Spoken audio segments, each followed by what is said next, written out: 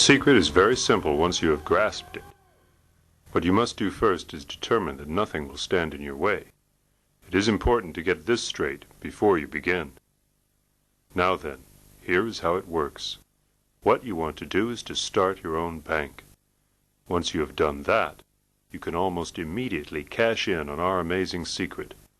It works like this. Keep in mind that a bank is a business not like any other business. You see, banks rent money. Your profit is the interest rate, what you charge for renting money. Of course, banks also hire in money themselves, which, if you are a bank, you can then rent out for more than you are hiring it for. There are two really outstanding things about this business that you are now in. First, it is really impossible to rent something which is used up. You can't rent a drink of water. Only things which aren't consumed or used up can be rented, like a house, a piece of land, a horse, a car. But since the money you rent out in the course of your new business as a bank is used up, spent, you will be doing the impossible anyway. Don't worry. I told you at the beginning, you have to leave any objections behind. Secondly, you will be making your dreams come true by renting out something which is itself completely worthless paper or plastic, or sometimes just electronic or magnetic signals. But if you don't get your rental payments, you can then take, through repossession or default on collateral, real things, not worthless paper or plastic, but houses, land, businesses, valuable heirlooms and people's most precious possessions. You name it, and it's yours. Consider this. The repossessions of people's homes in the UK doubled in 1990 from 1989 and tripled in the first 4 months of 1991 from the same months in 1990. Now, really, just look at the easy pickings you are missing out on.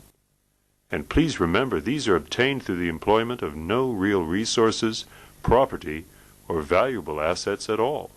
Only worthless paper. Isn't this wonderful? You are now getting really close to the secret of nearly endless money.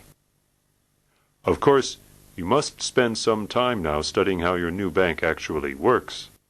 It's really very simple, but you do have to forget everything you've ever learned about mathematics, physics, accounting, and moral scruples. Very simply, don't get distracted by the vaults and the safes. Banks don't store wealth, quite the opposite.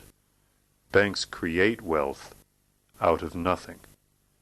Here is where you and your fellow members of the club forget your differences and all work as one banking system.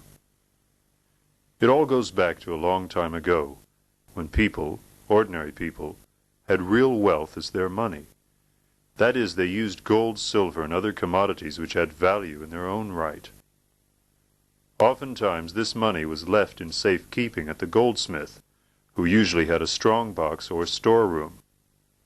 Certain enterprising goldsmiths noted that only a small amount of the gold and silver left in their trust was ever actually called for or withdrawn. This amount was usually about 10% of the total. This meant that, normally, no one would ever notice if something were to happen to the other 90%.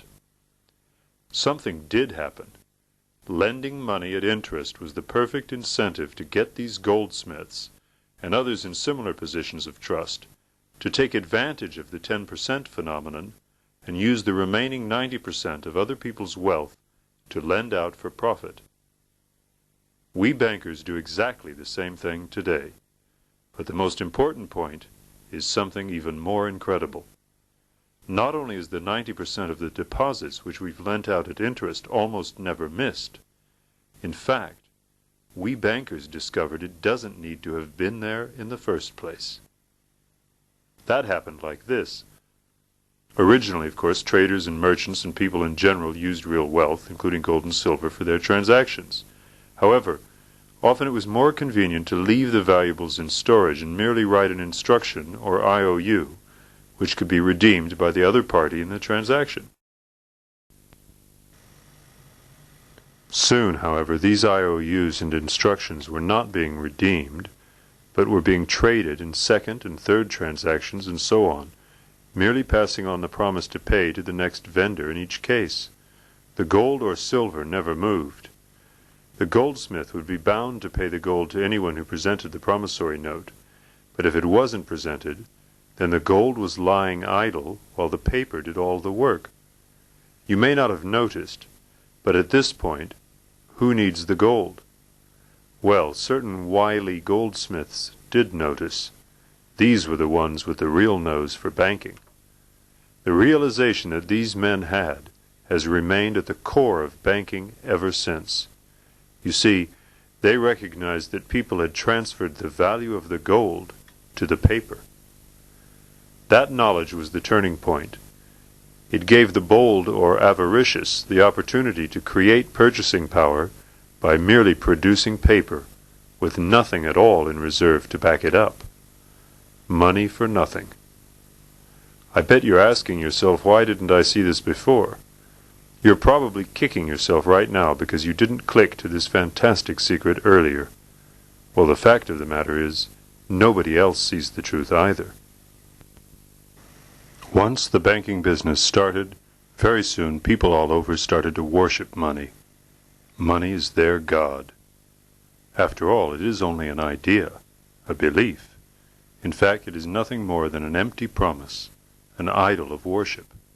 But most people won't be very happy about anyone casting any doubts about it.